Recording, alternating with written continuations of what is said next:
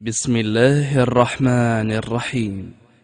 قافلة الهدى الدعوية تقدم وقفة عجيبة، وقفة محب أعطر بها مسامعكم يا عباد الله، فاسمعوها. هي وقفة عجيبة ذكرها من؟ ذكرها الشيخ علي الطنطاوي رحمه الله. يقول: لذلك الشاب الذي يعرفه معرضا عن مولاه غافلا لا تاب وجده في المسجد يصلي، سبحان ربي العظيم. هذا الإنسان عاق لوالديه تارك للصلاة، الآن يركع للواحد الديان وقد خاض في لجج المعاصي والعصيان، فسلم عليه واحتضنه: فلان نعم تبت إلى الله؟ قال: والحمد لله. قال: مبارك، كيف التوبة؟ ما أسبابها؟ قال: يا شيخ، إن سبب التوبة شيخ وعظنا في مرقص. شيخ وعظنا في مرقص. تعجب الشيخ علي رحمه الله: شيخ يعظكم في مرقص؟ قال: نعم. أخبرني. قال: في حينا ومنطقتنا التي نسكن فيها كان هناك إمام لأحد المساجد كبير في السن، لا يخالط الناس، لا يذهب من مسجده إلى بيته ومن بيته إلى مسجده. يقول: في يوم من الأيام التفت إلى الناس فقال: أين المصلون؟ أين المسلمون؟ وأين الشباب منهم؟ خلا منهم المسجد. أين ذهبوا؟ أين فذهبوا شبابنا؟ أين ذهبوا أبناؤنا؟ فقالوا: يا شيخ، إن الشباب انشغلوا بأماكن الملاهي وانشغلوا بالمراقص.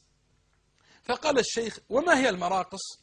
قالوا: يا شيخ، المرقص دكة، مسرح، يصعد عليه الفتيات والفتيان يرقصون عراه أو شبه عراه.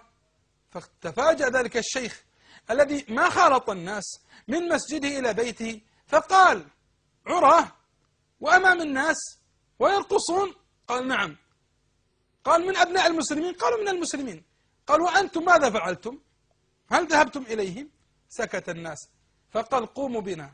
قالوا: إلى أين؟ قالوا: إلى أولئك الناس، نقوم بنصحهم، ننصحهم، نذكرهم. فقالوا الناس: يا شيخ، أين أنت؟ فأي زمان أنت تذهب إلى ناس تنصحهم في المرقص؟ قال: نعم، ننصحهم في المرقص. قالوا: سوف يسبونك، سوف يؤذونك، يشتمونك وقد يضربونك. فقال لهم وصرخ بها: وهل نحن خير من محمد عليه الصلاة والسلام؟ هل نحن خير من محمد عليه الصلاة والسلام؟ سبوه، شتموه، ضربوه، وضعوا سل الجزور على ظهره، بل شجوا وجهه، سالت دماؤه عليه الصلاة والسلام، وهو خير البرية وهادي البشرية. لا بد أن نذهب إليهم. ثم ذهب فقام معه بعض الناس فذهبوا إلى ذلك المرقص. فلما أتى إلى باب المرقص فإذا بالحرس على تلك الأبواب، منعوه من الدخول، استدعوا صاحب المرقص. فنظر إلى ذلك الشيخ الوقور: ماذا تريد؟ فقال له الشيخ: أريد أن أدخل فأنصح الناس. طبعا رفض صاحب المرقص، سوف يفسد عليه. أولئك الناس في نظره الذين هم مصدر رزقه ومصدر دخله. فما زال ذلك الشيخ يجادله ويفاوضه حتى أنه دفع له أكثر من الدخل اليومي للمرقص. فوافق الرجل، لكن قال: ليس اليوم، غدا. وفي اليوم التالي الناس ينتظرون أن ترفع الأستار لينظرون إلى ما تعودوا أن يشاهدوه من العاريات والعراة.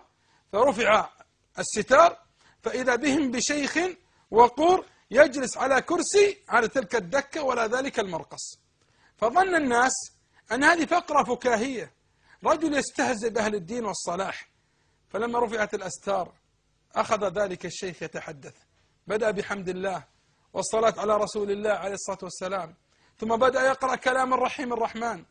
فلما نظروا وتأكدوا أنهم أمام شخص يذكرهم أخذوا يستهزئون، أخذوا يضحكون، والشيخ مستمر لا يتوقف. يقول ذلك الشاب، وكان من ضمن الذين كانوا يجلسون في ذلك المكان، يقول: فقام رجل له مكانة، له وجاهة، فصمت الناس، قال: اصمتوا حتى نسمع ماذا يقول. فسكت الناس رهبة من ذلك الرجل، فأخذوا يستمعون لكلام ذلك الشيخ. فيقول الشاب: سمعنا كلاما ما سمعناه من قبل، سمعنا كلاما غير منا ما كان في قلوبنا، كلمنا عن المولى عز وجل، تلا كلام الله وحديث رسول الله، تكلم عن الموت، تكلم عن التوبة، تكلم عن القبر، تكلم عن أهوال يوم القيامة، تكلم عن الجنة، تكلم عن النار، كلاما عجيبا زلزل فيه القلوب. يقول ثم خرج من المرقص، وأكثر الناس خرجوا من المرقص تائبين عائدين إلى الله. يقول والله حتى صاحب المرقص تاب وأناب إلى المولى عز وجل.